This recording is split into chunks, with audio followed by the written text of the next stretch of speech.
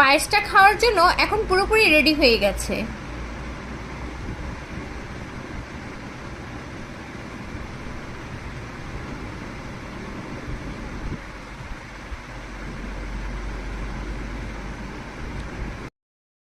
Hello, আসসালামু আলাইকুম everyone. আজকে দেখাবো পায়েসের রেসিপি। কিভাবে পারফেক্টভাবে বাসায় পায়েস রান্না করবেন সেটা আজকে এই ভিডিওতে দেখতে পাবেন। এখানে আমি চিনি গুঁড়া পোলার চাল নিয়েছি। এখানে নিয়েছি 1 লিটার লিকুইড দুধ। পায়েস রান্নার জন্য প্রথমে আমি দুধটাকে ভালো করে জাল দিয়ে নিব। চুলায় বসিয়ে দিয়েছি। মিডিয়াম আঁচে রেখে দুধটা আমি জাল করে নিব। আর এইদিকে আমি পোলার চালে পানি দিয়ে 10 মিনিটের জন্য চালটাকে ভিজিয়ে রাখবো। এতে করে চালটা সিদ্ধ হবে খুব দ্রুত। 10 মিনিট পর চালটা আমি ধুয়ে নিব। দেখুন দুধটা বলক চলে এসেছে। এখন এর মধ্যে দিয়ে দিব দারুচিনি এবং এলাচ। এখন এর মধ্যে ধুয়ে রাখা চালগুলো দিয়ে দিব। এখন একটু নেড়ে নিব। চুলার তাপটা মিডিয়াম আঁচে রেখেই পায়েসটা তৈরি করে নিতে হবে। চালটা সিদ্ধ হওয়া পর্যন্ত অপেক্ষা করব এবং মাঝে মাঝে এভাবে নেড়েচেড়ে নিতে হবে।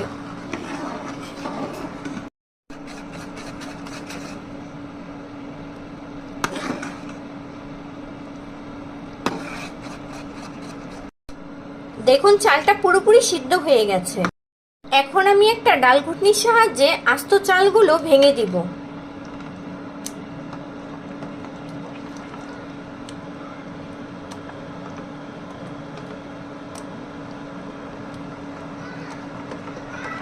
দেখুন ডাল ঘুটনি দিয়ে আমি আস্ত চালগুলো ভেঙে দিয়েছি। এতে পায়েসটা খেতে অনেক ভালো লাগবে। আর এ পর্যায়ে চুলার তাপটা কিন্তু একদম লোতে থাকবে। এখানে আমি 250 গ্রাম গুঁড়ো দুধ নিয়েছি। আর পায়েস রান্নাতে গুঁড়ো দুধের পরিমাণটা একটু বেশি দিতে হয়, তাহলে পায়েসের টেস্ট বেড়ে যায় দ্বিগুণ। এখন এর মধ্যে দিয়ে দিব পরিমাণ মতো চিনি।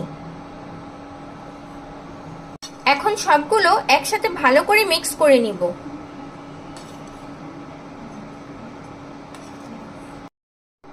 সবগুলো একসাথে ভালো করে মিক্স করে নিয়েছি। এখন মিক্স করে রাখা দুধগুলো পায়েসের মধ্যে দিয়ে দিব।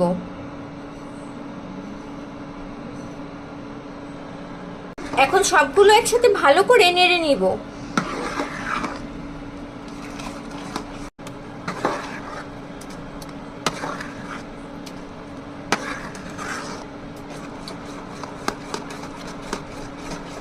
দেখুন পায়েসটা আমি ভালো করে নেড়ে নিয়েছি।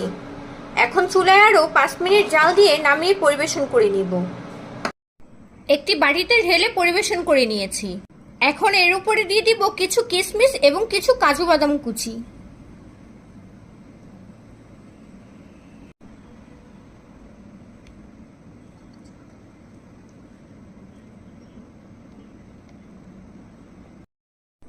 দেখুন আমি কাজু বাদাম এবং কিশমিশ দিয়ে উপরটা কত সুন্দরভাবে ডেকোরেশন করে নিয়েছি। আপনাদের যদি আমার এই পায়েস রান্নার ভিডিওটা ভালো লেগে থাকে, বাসায় এভাবে একবার হলেও ট্রাই করবেন। আমার ভিডিওতে একটা লাইক এবং শেয়ার করে দিবেন। আমার চ্যানেলে যদি নতুন হয়ে থাকেন, আমার চ্যানেলটি সাবস্ক্রাইব করে আমার পাশে থাকবেন।